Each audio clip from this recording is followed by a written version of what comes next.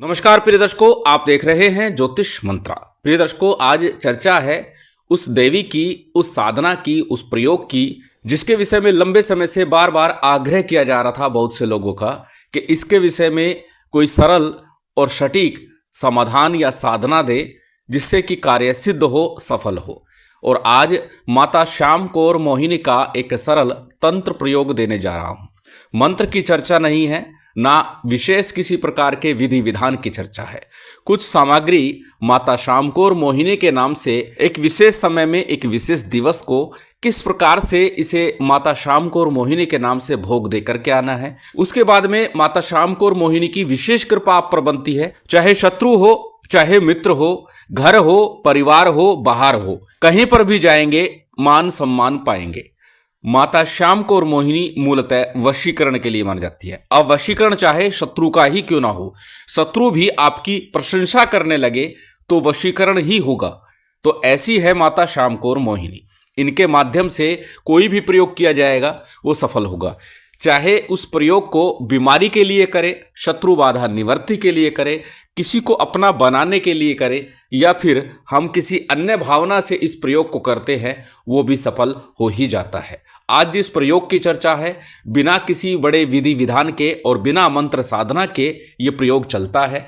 अत्यंत प्रभावी है, अनेकों अनेक बार ये परीक्षित है और सफल रहा है। पूर्ण श्रद्धा विश्वास रखते हुए, सबके मंगल की कामना करते हुए इस प्रयोग को आपको संपन्न करना है। जहां तक बात है प्रयोग की, अत्यंत सरल है। जैसे कि बताया, मंत्र नहीं है, ना किसी प्रकार के बड़े विधि विधान की आवश्यकता है। तंत्र प्रयोग है और तंत्र में पूर्व में भी बता चुका हूं, कुछ विशेष सामग्री को ले जाकर विशेष स्थान पर रखा जाता है, उसे ही तंत्र कहा जाता है। तंत्र में निश्चित होता है कि सामग्री कौन सी है, दिन कौन सा है, समय कौन सा है। इन तीन चीजों के कॉम्बिनेशन से, इन तीन चीजों के संबंध से ही तंत्र प्रकट होता है। तो आज जिस तंत्र की चर्चा है वह अत्यंत सरल है। सभी सामग्री जो इसमें प्रयोग की जाने वाली है वह आपकी स्क्रीन पर है। बहुत अधिक सामग्री नहीं है, सामान्य सी सामग्री है।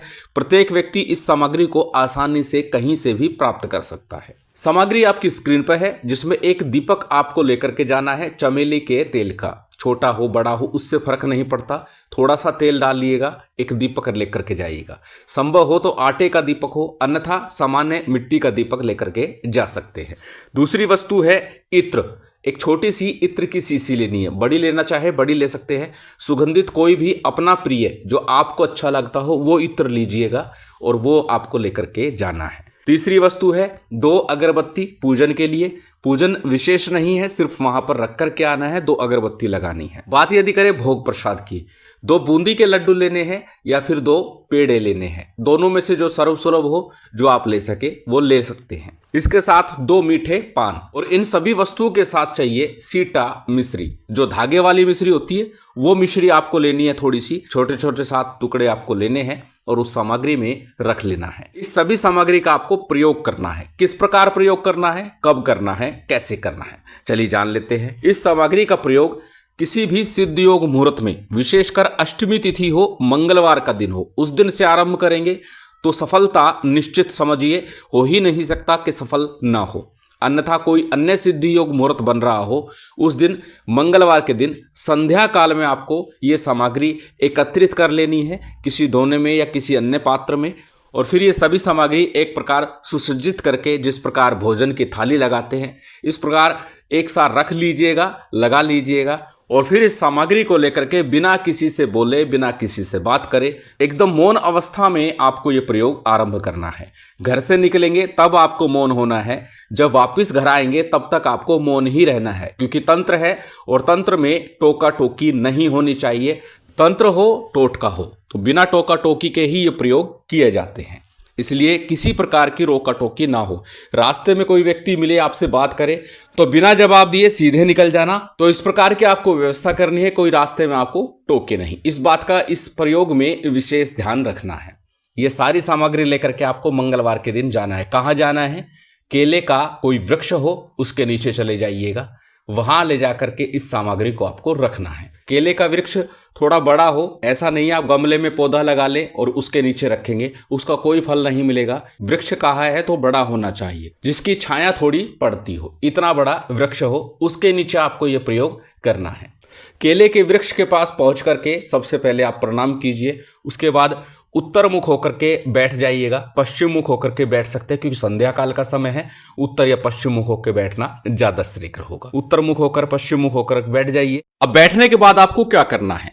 सबसे पहले गणपति जी का और गुरु का ध्यान करना है। मंत्र जाप की आवश्यकता विशेष नहीं है। संभव हो तो 5 बार, 11 बार, 21 बार, यदि कर सके तो गणेश और गुरु मंत्र का जप करें। साथ ही साथ कुल देवता, पितृ देवता, स्थान देवता, इनका ध्यान करके नमन करें। पूजन विशेष की आवश्यकता नहीं है, केवल उन्हें ध्यान कीजिए, उन्हें नमन कीजिए। ओम कुल देवताभ्यो नमः, ग्राम देवताभ्यो नमः, स्थान देवताभ्यो नमः, इस प्रकार बोल करके उन्हें नमन कीजिए। उसके बाद चमेली के तेल का जो दीपक लेकर गए हैं उसे प्रज्वलित कर लीजिए, जला लीजिए। जलाने के बाद में 2 अगरबत्ती है, उन्हें भी प्रज्वलित कर लीजिए उसी दीपक से, और उसे केले की जड़ में लगा दीजिए। इसके बाद में जो भोग प्रसाद लेकर गए हैं उन्हें भी अर्पित करते चले जाइए। सबसे पहले लड्डू या पेड़े जो लेकर गए हैं वो अर्पित कीजिए। उसके बाद मिश्री अर्पित कीजिए और साथ ही मीठा पान जो 2 लेकर गए हैं वो दोनों अर्पित कर दीजिए। इस प्रकार ये सभी सामग्री अर्पित करनी है। फिर माता श्याम को और मोहिनी से निवेदन करना है, प्रार्थना करनी है कि हे माँ, मुझे आपकी पूर्ण कृपा चाहिए सभी कार्यों को सिद्ध करने के लिए, घर परिवार व्यापार में, समाज में सुख समृद्धि शांति और उन्नति के लिए, सम्मान की प्राप्ति के लिए जो भी निवेदन कर सकते हैं वो निवेदन आपको करना है। निवेदन करने के बाद में प्रणाम कीजिए। प्रणाम करने के बाद में वहां से चले आइए। जैसे कि कहा, आते समय और जाते समय बिल्कुल मौन रहना है, बात नहीं करनी है। घर पर आने के बाद में थोड़ा आचमन कीजिए, हाथ मुंह धो लीजिए और उसके बाद अपने नित्य क्रिया में लग जाइए। इस प्रकार आपका यह प्रयोग संपन्न होता है। अब अगले दिन प्रातःकाल या संध्या काल, जब भी समय लगे, जो इत्र की शीशी आप वहां छोड़कर आए हैं उसे चुपचाप ले आइए और अपने पूजा स्थल पर या कहीं भी उसको रख दीजिए। अब अगले मंगलवार भी आपको यह क्रिया करनी है। ऐसा 5 मंगलवार तक लगातार आपको करना है। जो पहले मंगलवार क्रिया की है वही क्रिया लगातार 5 मंगलवार करनी है और हर बार अगले दिन जाकर के इत्र की शीशी लेकर के आनी है। इस प्रकार आपका यह प्रयोग पूर्णतः सफल हो जाता है, सिद्ध हो जाता है बिना किसी मंत्र जाप के। केवल निवेदन प्रार्थना करनी है, उनको नमन करना है और उनसे कृपा प्राप्ति की कामना करनी है। यही निवेदन है। इत्र की शीशी जो लेकर आए हैं उसी का प्रयोग है।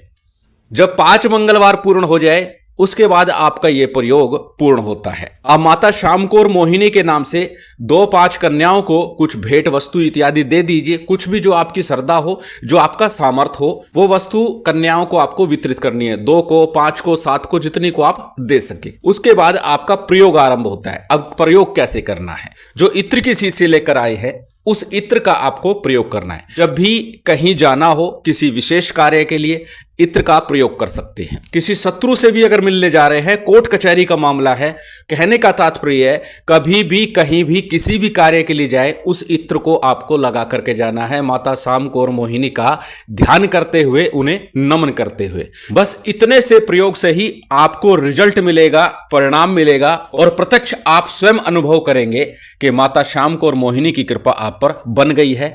जहां भी जा रहे हैं वहां सम्मान मिल रहा है, लोग आपकी बात मान रहे हैं, सुन रहे हैं, आपको समझ रहे हैं। जहां पहले आपकी बात को सुना नहीं जाता था, समझा नहीं जाता था, आपको सम्मान नहीं मिलता था, वहां भी लोग आपका सम्मान करने लगे हैं। शत्रु भी मित्रवत हो गए हैं, मित्रता पूर्ण व्यवहार करने लगे हैं। अब वो शत्रुता भूल गए हैं। इस प्रकार का प्रभाव माता श्याम को और मोहिनी की कृपा से आपको देखने को मिलेगा। अत्यंत सरल प्रभावी ये तंत्र प्रयोग है और निश्चित सफल होगा, प्रभाव दिखेगा। पूर्ण श्रद्धा विश्वास के साथ माता श्याम को और मोहिनी का ये भोग दीजिए, उन्हें नमन कीजिए और फिर इस सामग्री का प्रयोग कीजिए। अत्यंत सरल विधान, अत्यंत सरल प्रयोग है, करके लाभ अवश्य उठाइए। माता श्याम को और मोहिनी की शिव शक्ति की विशेष कृपा आप सभी को प्राप्त हो, यही कामना है। उम्मीद करता हूं आज की ये जानकारी, ये वीडियो आपको अच्छी लगी होगी। यदि अच्छी लगी हो तो कृपया लाइक कीजिएगा, शेयर कीजिएगा। यदि चैनल पर नए हैं तो सब्सक्राइब कर बेल आइकन बटन दबा दीजिएगा। जय माता दी, जय श्री राम।